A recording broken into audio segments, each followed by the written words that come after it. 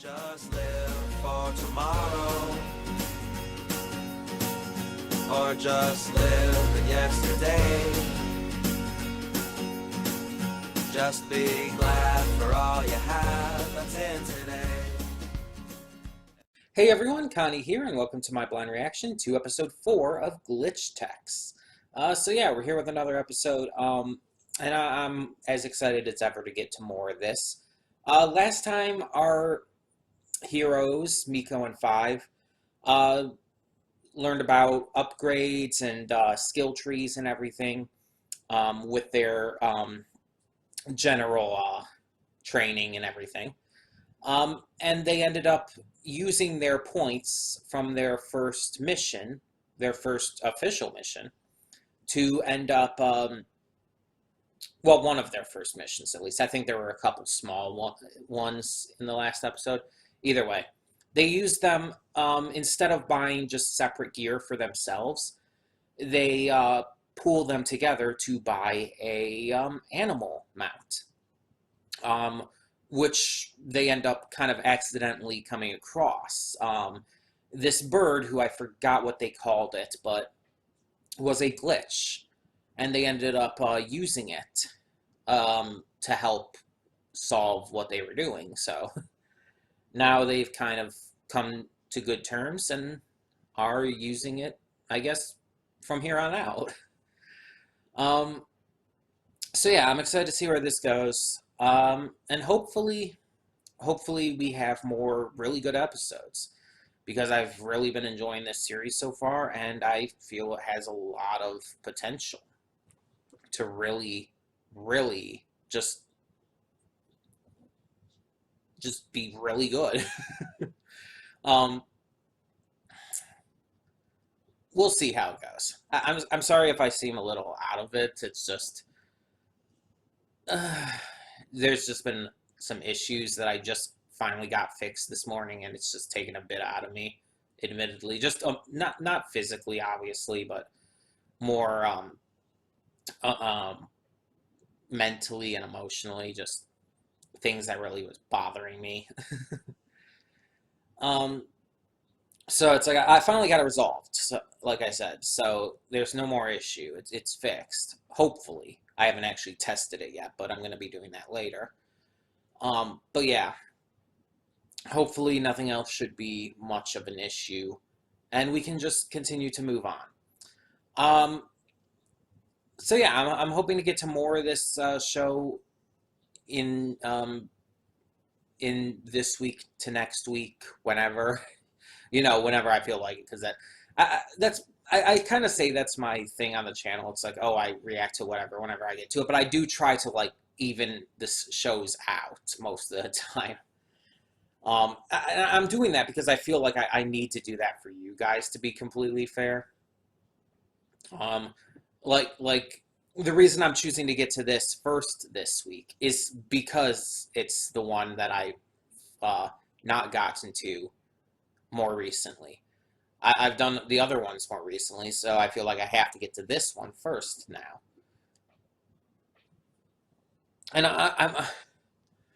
and admittedly, again, I really want to continue this, and I really want to watch this too. But it's like, it's not just with this; it's with every show. I pretty much force myself to get to certain shows at certain points, because it's like, oh, I want to make sure I get to everything. Because I know you guys are waiting for new Miraculous. I know you guys are waiting for new She-Ra, stuff like that. And it's like, I want to get to them too, but it's like, yeah, I kind of feel like I'm forcing myself to get to them at certain points. You know what I mean? So I'm gonna try to not force myself into that as much anymore. I don't know how well that will go, but we'll see. Either way, we're just doing the one episode today. It should be a lot of fun. So, that being said, we're just going to get into this and hope for the best. So when the screen fades to black, pause this redirect and go to the description below. Follow the link to the reaction, and after you watch it, come back here to the redirect and resume play. Because after it fades to black, then it fades back in, everything from that point forward will be my afterthoughts and will contain spoilers to the episode. So that being said, thank you so much for tuning in, and I will see you at the reaction. And we are back, and we'll begin with spoilers in 3, 2, 1, now. Another great episode. I really enjoyed this. Miko definitely took more of a back seat to this one. She was definitely more of a supporting cast member to this episode, with it focusing a lot more heavily on Five and his relationship with a former best friend named Casino.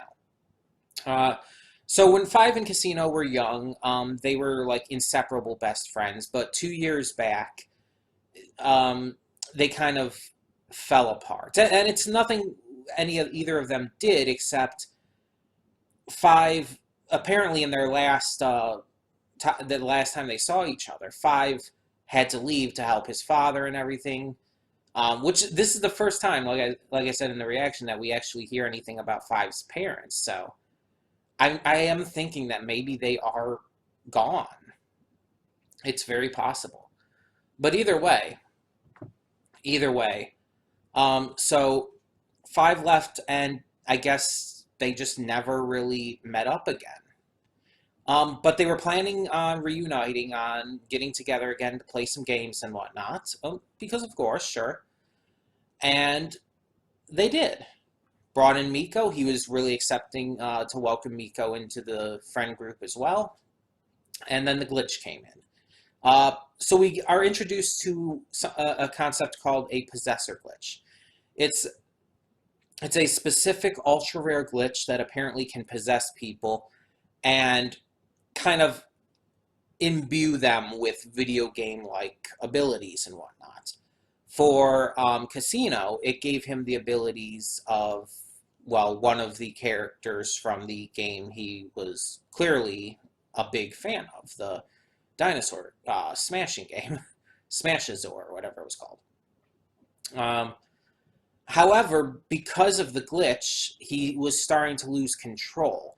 Like, he was still there initially, but it started to take him over to the point where he was kind of losing his sense of self and was becoming more acclimated into, like, the glitch's programming for him, what it wanted him to be, what it wanted to make him be. However, he was able to fight out of that, we saw in the end. When he saw Five was possibly hurt, his humanity was able to break through. He was worried about his friend. And you saw when Five sneezed, like the chipmunk sneeze that he tends to have, which he, by the way, does not seem super offended by, like, Casino calling him chipmunk and everything, or by people pointing out his sneeze. He just doesn't seem offended by it. It's like, oh yeah, I know I do that. Which is interesting, because in a lot of these shows, like, that is what would happen. They'd be offended or, like, try to deny it. So I actually really appreciate that he owns it. But yeah, seeing him do that also helps Casino break through, and he's able to help force the glitch out. Mitch does capture the glitch and get the experience, but the others don't care. Miko and Five don't care. All they cared was saving their friend, and I would say their friend, because it's clear that Miko is, like, kind of is becoming a new member of this friend group, that Casino is going to consider her a friend too. So yeah, it's like, cool. I'm all for that. We got to see more of the bird in this episode, so that's fun. It's derpy as fuck. It is so fucking derpy. But it is useful, and it does show, like, it's not, like, it's not so derpy to where it's actually a problem. No, it actually serves its purpose well. Like, when Miko calls upon it and, like, is writing and everything, it serves its purpose well. It does things well. It's good at keeping up with, in this case, Mitch. It's good at doing what it needs to do. Even when Miko and Five jump through the portal, it knows how to stop itself and turn itself around and everything. It's actually very competent, and I also like that because again, in a lot of shows and whatnot, when you have a character, whether it's an animal or an actual character, a person or whatnot, when you have a character who's derpy like that, they'll usually be shown as being incompetent to some degree. Even MLP has that with, well, derpy, where the character is shown to have like issues like dropping stuff and running into things and stuff. And that's all fine and good. That's all cute and everything. But it's like it's refreshing to see a character like this also shown as being competent, as shown as being very useful, even if it is just an animal companion like this.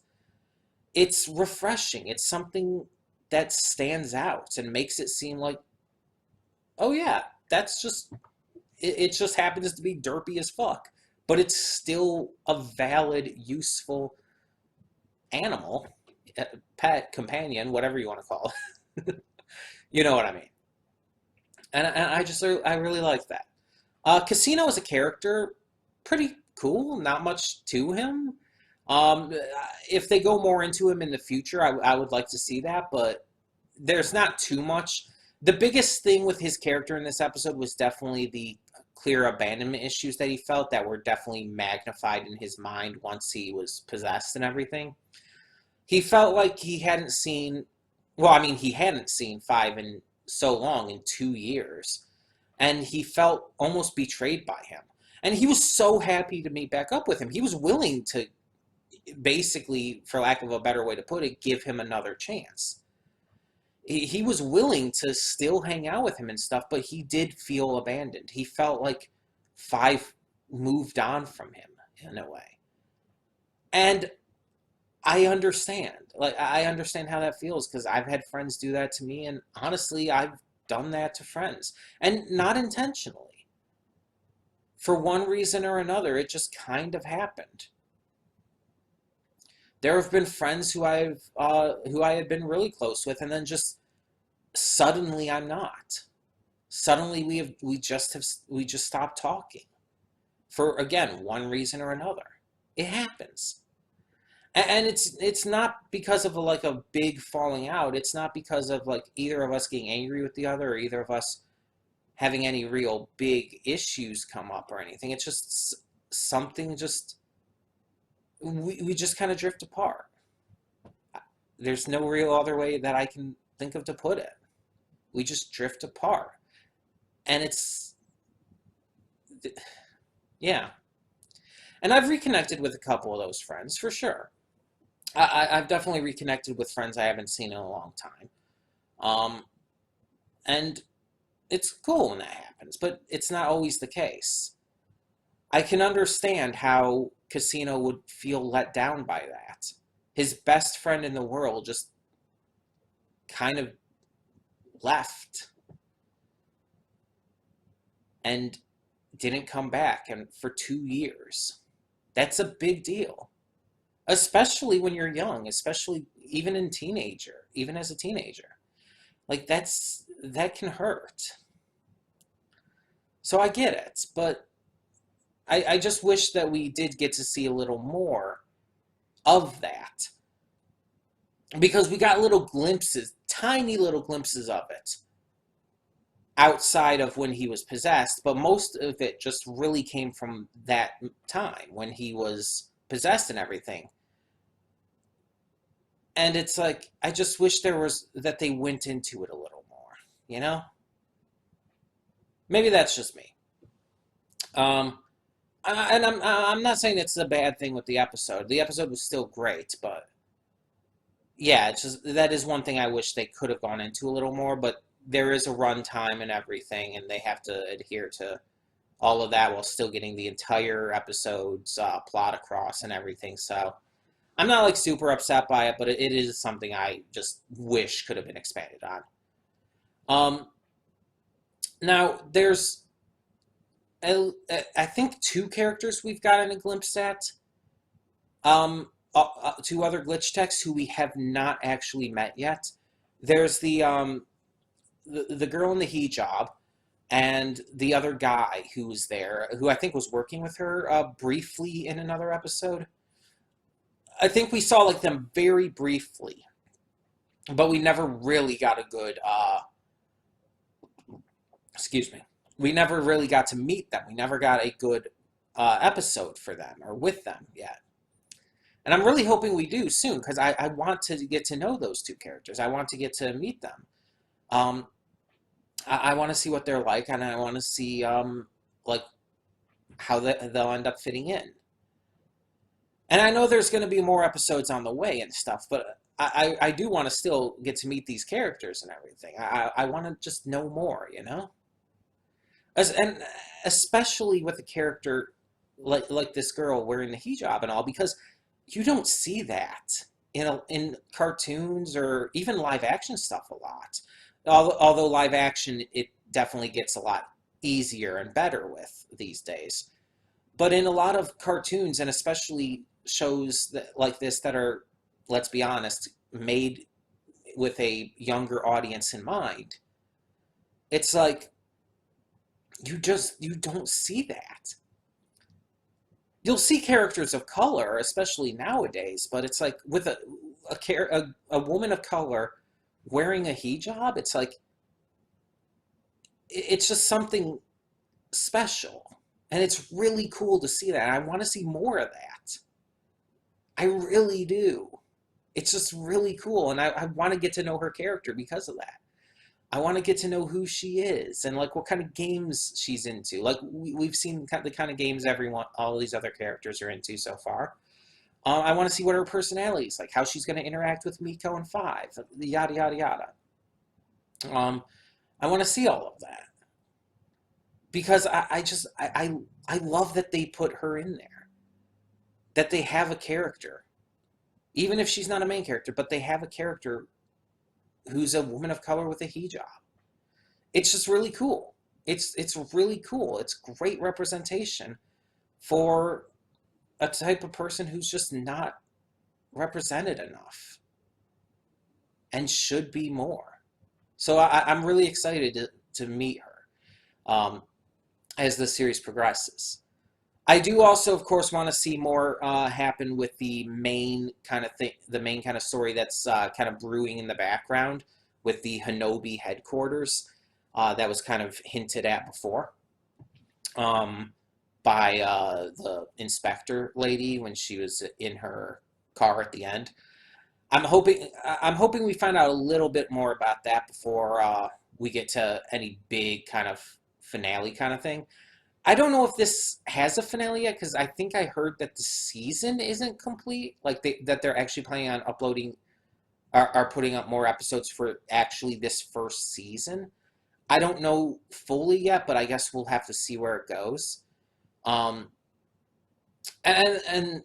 I'll probably enjoy more of this either way, even if this what's uploaded now doesn't have a like definite like season end kind of feel to it. That's fine if there's going to be more.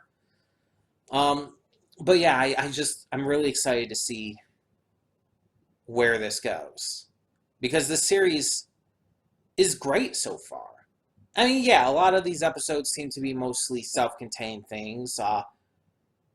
Like this episode really didn't have too much to it that like connected to everything else outside of them just doing their job of fighting glitches and stuff.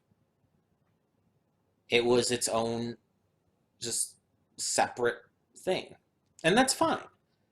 As I've said in the past, my issue with a lot of shows is not necessarily that they're episodic. It's when the show is too episodic to the point where it feels like it's not doing anything. Where it feels like it's just static. You know what I mean? And this show doesn't feel like that. It feels like the characters are learning as it goes. Even in an episode like this, they learn about a new ultra rare glitch. They learn about just how to connect with each other better. Let's be honest. There's a lot more to it. There's a lot that happens, and they use the things they learn. each episode that goes on, they use the things that they've learned, like Miko using the mount, using the pet, the bird. I wish I could remember what they called it before. But yeah, it's like we get to see all of that kind of come to a head, and everything is building off of itself. So like it feels like there is a sense of natural progression in this, and I like that. So we'll see where it goes in the future. But for now, tell me your thoughts on this episode of Glitch Decks. And for now, I'm Connie, and I'm signing off. See y'all next time.